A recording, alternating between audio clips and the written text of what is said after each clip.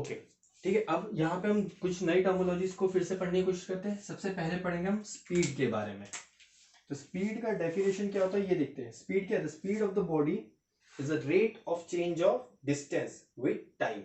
Speed क्या है? Rate of change of distance with respective time. जब भी हम बात करते हैं रेट की, मैं डेफिनेशन लिख देता हूं इसका। Rate of change of distance with respective time. इसका मतलब क्या? जब भी हम रेट के बारे में बात करते हैं, रेट मतलब होता है हमारा टाइम के बारे में बात करें, हम पर्टिकुलर टाइम के बारे में बात करें। हमें एक फॉर्मूला पढ़ा है हमने, स्पीड इक्वल्स टू क्या होता है? Distance upon time. यही हमारा फॉर्मूला होता है स्पीड का। ठीक है, स्पीड क्या होता है? Distance upon time. इसका मतलब क्या? Rate of change of distance with respect to with respect to time. चीजें क्या है? Rate of change of distance with respect to time. अब हम बात करते हैं इसकी यूनिट। स्पीड का यूनिट क्या होता है? डिस्टेंस हम मेजर करते हैं, डिस्टेंस का यूनिट क्या होता है? हम यूनिट ऑफ स्पीड बनाने की कोशिश करते हैं। Unit of speed, unit of speed क्या रहेगा? Unit of distance upon unit of time रहेगा। और हम डिस्टेंस किसमें मेजर करते हैं? हम एसआई यूनिट के बारे में बात करें। ठीक है, हमने एसआई और सीजीएस यूनिट प्रीवियस क्लासेस में हमने पढ़ा है। ठीक है, तो ऐसे यूनिट क्या है डिस्टेंस का? डिस्टेंस का ऐसे यूनिट है मीटर। हम ऐसा यूनिट डिस्टेंस को मेजर करते हैं मीटर में, और टाइम को मेजर करते हैं सेकंड्स में।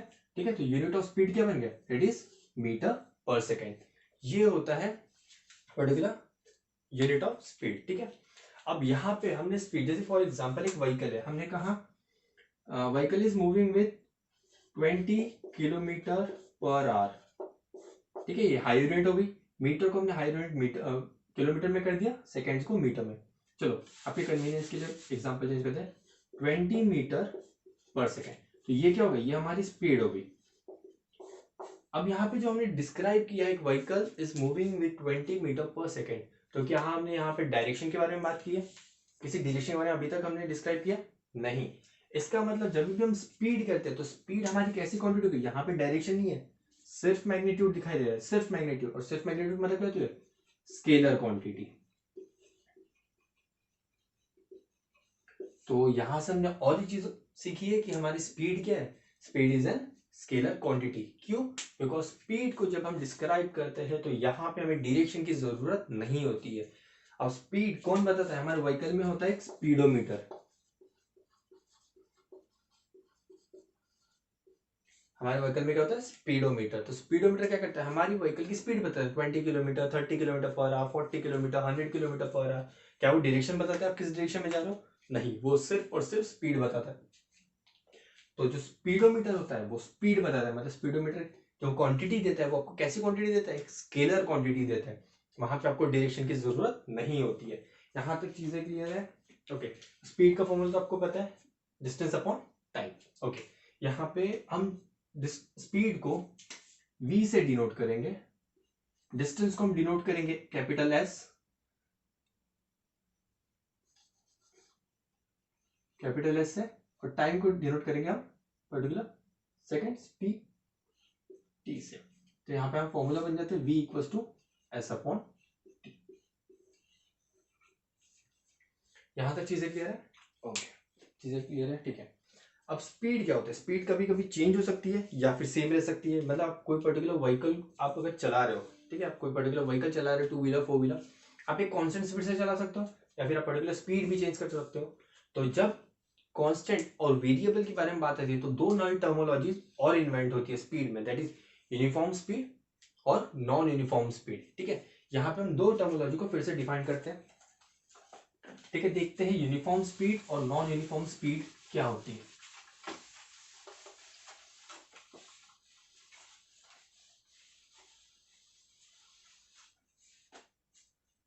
ठीक है, तो यूनिफॉर्म स्पीड क्या होगी? If a body travels equal distance in equal interval of time, तो हम तब कह सकते हैं पर्टिकुलर इसकी स्पीड भी यूनिफॉर्म होगी। ठीक है, तो क्या कह सकते हैं? Body is said to be moving with uniform speed if it covers equal distance in equal interval of time. तो सबसे पहले हमने पढ़ा यूनिफॉर्म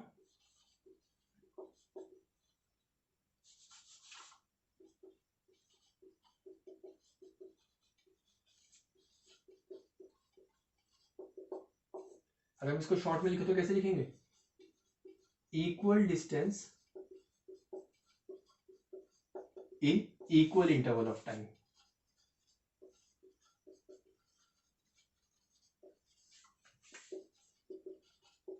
ठीक है, same second terminology that is non uniform.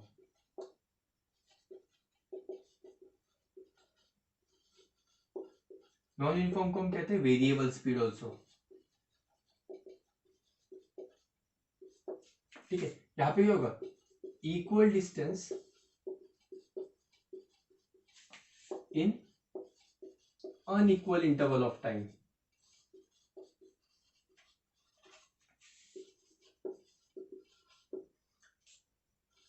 यहां तक चीजें क्लियर है। ठीक है, नॉन यूनिफॉर्म कहते हैं body said to be in moving with non uniform speed if it covers unequal distance in equal interval of time, या फिर equal distance in unequal interval of time, vice versa. चीजें clear है। Okay, अब यहाँ सबसे best example हम देखते हैं यूनिफॉर्म स्पीड। यूनिफॉर्म स्पीड का सबसे बेस्ट एग्जांपल क्या हो सकता है, ठीक है, अ बॉडी मूविंग, इसका यूनिफॉर्म स्पीड का, अ बॉडी मूविंग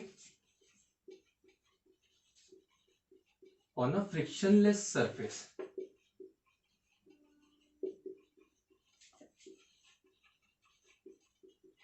यहां पे हमने फ्रिक्शनलेस सरफेस क्यों कहा, फ्रिक्शनलेस सरफेस इसलिए कहा बिकॉज कोई भी पर्टिकुलर बॉडी एक सरफेस पे जब मूव करती है तो आप एक रेजिस्टेंस होता है, रेजिस्टेंस मतलब रुकावट। पर्टिकुलर कोई भी व्हीकल जब मूव करता है, जैसे आप बाइसिकल चलाते हो, सभी ने बाइसिकल चलाई होगी, ठीक है, जब हम बाइसिकल चलाते हैं तो जब तक हम पेडल मारते हैं तब तक हमारी बाइसिकल मूव करती है। अब पेडल मारना छोड़ दो, वो कहीं ना कहीं ऑटोमेटिक जाके रुक जाती है विदाउट एनी ब्रेक्स। ये कैसे होता है, क्योंकि जब भी पर्टिकुलर आपका व्हीकल मूव करता है, मतलब आपका बाइसिकल मूव करे, तो उसका टायर क्या कर रहा है, रोड पे मूव करते जा रहा है, और रोड उसको क्या कर रहा है, रेजिस्टेंस कर रहा है, मतलब अपोजिट इन डायरेक्शन में एक फोर्स अप्लाई कर रहा है, जिसकी वजह से आपकी साइकिल ऑटोमेटिक या फिर बाइसिकल जो है ऑटोमेटिक रुक जाती है। तो अगर क्यों होता है, क्योंकि वो रफ होती है सरफेस।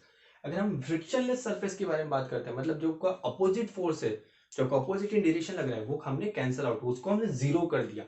अब जब कोई अपोजिट फोर्स ही नहीं है रोकने वाला, तो क्या वो चीज रुकेगी, नहीं, वो मोमेंट ऑफ इनर्शिया लगेगा उसमें, न्यूटन्स, ठीक है, तो वो कंटिन्यू मूव करते रहेगी, मतलब इक्वल डिस्टेंस, ना ही उसमें स्पीड का इंक्रीमेंट होगा क्योंकि कोई एक्सटर्नल फोर्स नहीं है, ना ही उसमें स्पीड का डिक्रीमेंट होगा बिकॉज यहाँ पे कोई अपोजिशन फोर्स नहीं है।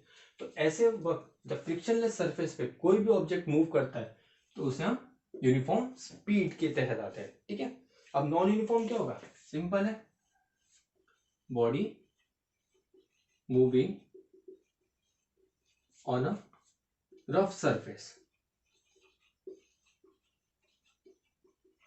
Body is moving on a rough surface. अब रफ सरफेस क्यों, बिकॉज रफ सरफेस क्या करेगा, रेजिस्टेंस प्रोवाइड करेगा, मतलब ऐसा फोर्स अप्लाई करेगा जो अपोजिट इन डायरेक्शन उस पर्टिकुलर बॉडी के मूवमेंट के अपोजिट इन डायरेक्शन में होगा।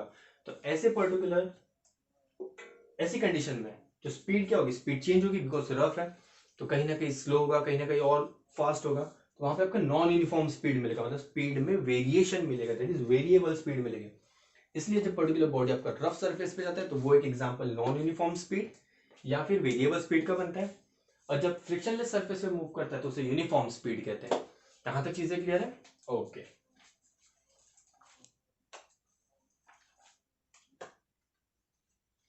अब हम जब रफ सरफेस के बारे में बात करते हैं, एक मिनट ये मिटा दे, uniform speed non uniform speed को थोड़ा मिटा देते हैं, आगे देखते हैं।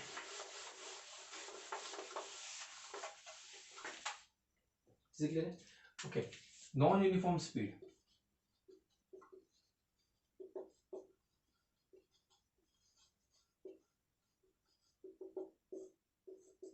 नॉन यूनिफॉर्म स्पीड की जब हम स्टडी करते हैं तो यहाँ पे हमें और दो कंडीशन के बारे में जानने की कोशिश करते हैं। यहाँ पे आता है इंस्टेंटेनियस स्पीड और सेकंड आता है average velocity, sorry average speed. चीजें क्लियर है। तो पहले हमने क्या किया, इंस्टेंटेनियस स्पीड फर्स्ट पार्ट,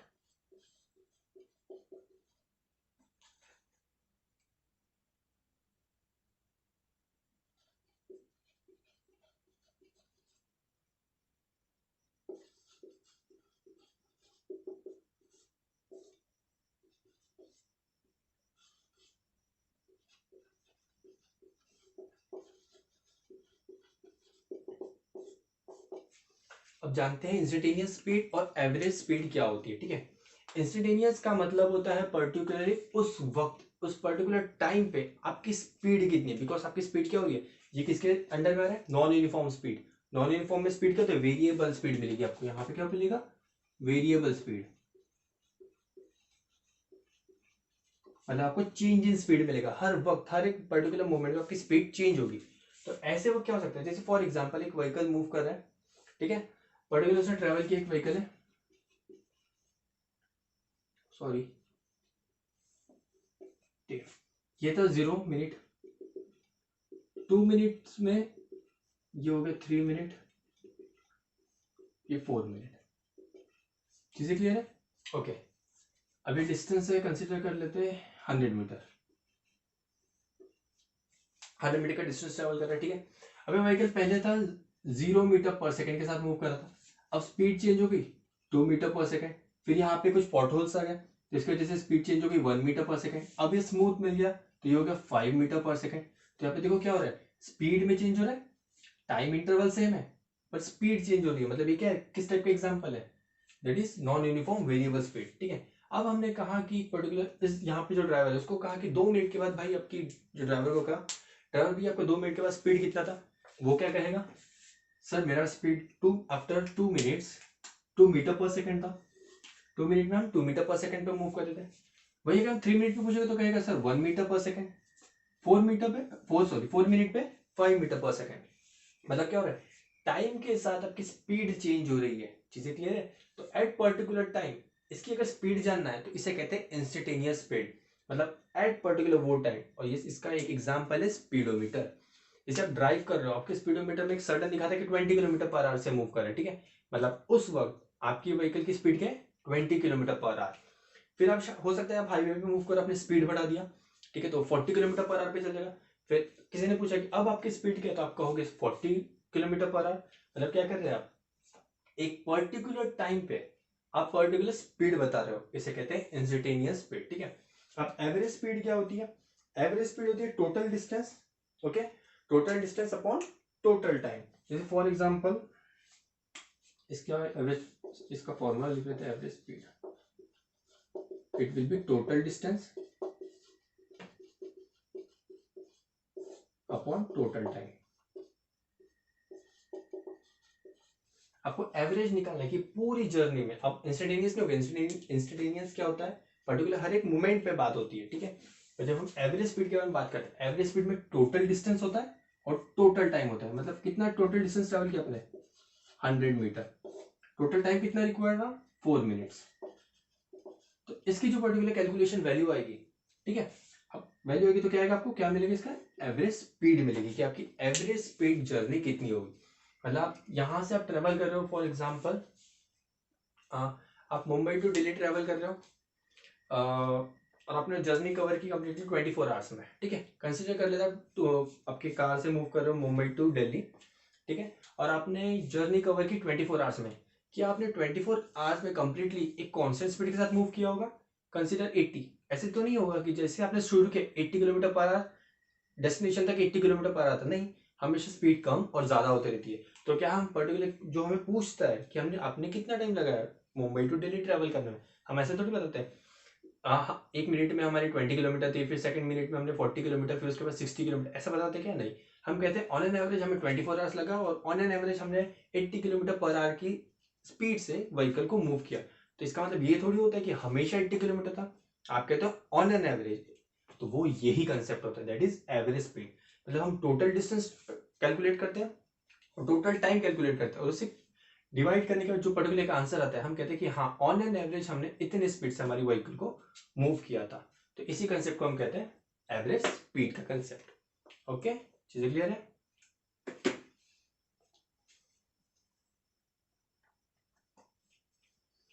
ये होगी स्पीड के बारे में। अब हम बात करते हैं सेकंड, वेलोसिटी।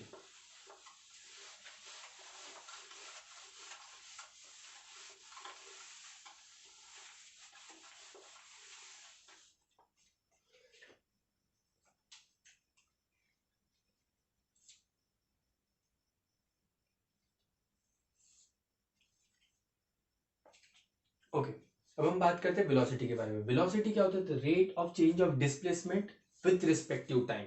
वेलोसिटी क्या होता है, rate of change of displacement velocity होती है rate of change of displacement with respect to time. ये होती है आपकी वेलोसिटी, ठीक है। अब वेलोसिटी डिस्प्लेसमेंट के बारे में बात करें, ठीक है। डिस्प्लेसमेंट के बारे में बात करते हैं, एक चीज यहाँ पे गौर करने की वाली बात है। डिस्प्लेसमेंट क्या था? डिस्प्लेसमेंट मतलब एक ऐसी क्वांटिटी जहां पे आपको magnitude as well as direction की जरूरत होती है।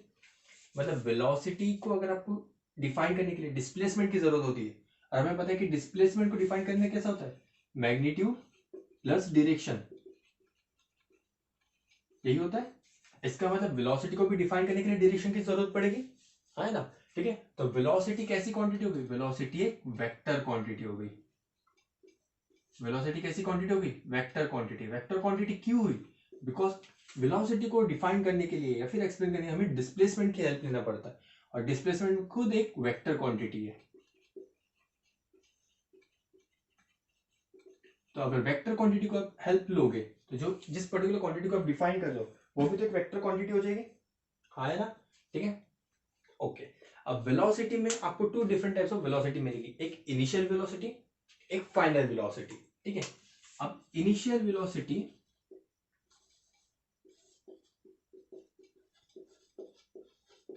वेलोसिटी को हम डिफाइन करते हैं u से, ठीक है, और फाइनल वेलोसिटी को हम डिफाइन करते हैं v, स्मॉल v, ठीक है।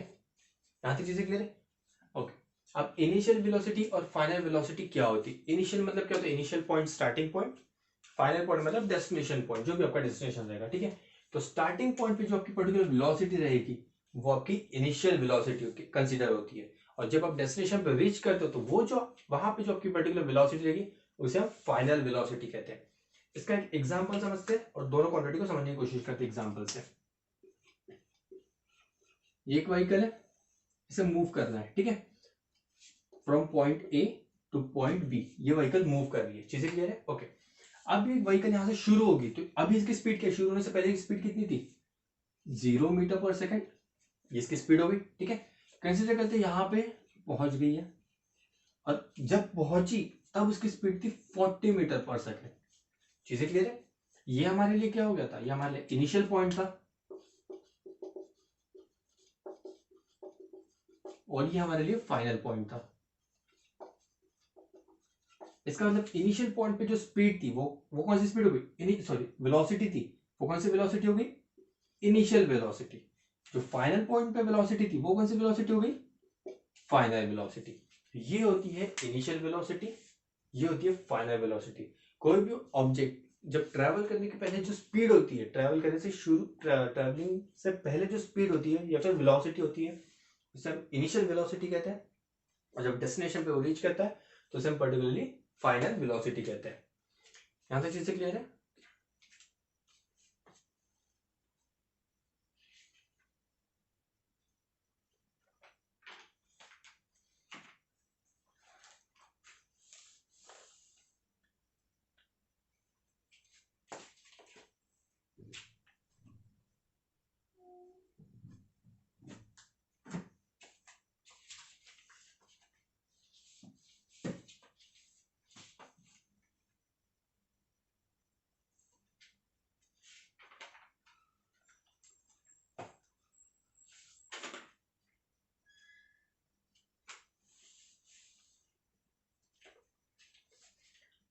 ओके, जैसे हमने स्पीड में दो चीजें पढ़ी थी, इंस्टेंटेनियस स्पीड और साथ में हमने क्या पढ़ा था बाद में?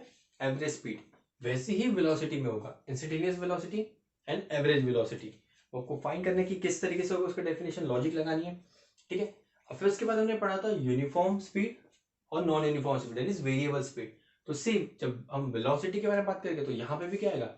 Uniform velocity and non uniform velocity, ठीक है। ये कुछ बेसिक डेफिनेशन जो आपका वर्क रहेगा, आपको फाइंड आउट करना है, इसके डेफिनेशंस लिखना है और एक बार उसे गो थ्रू करना है, ठीक है। और साथ ही साथ जब आप पर्टिकुलर किसी भी चीज का डेफिनेशन लिखते हो उसके नीचे उसका यूनिट, उसका फॉर्मूला, सॉरी फॉर्मूला होना चाहिए उसका, उसकी यूनिट होनी चाहिए, वो स्केलर है, वेक्टर, ये कंप्लीटली डिफाइन करना है। जैसे जिस भी तरीके से हमने पढ़ा है ये सारी चीज को आप यूज करोगे, ठीक है। ओके, यहाँ तक चीजें क्लियर है? Thank you.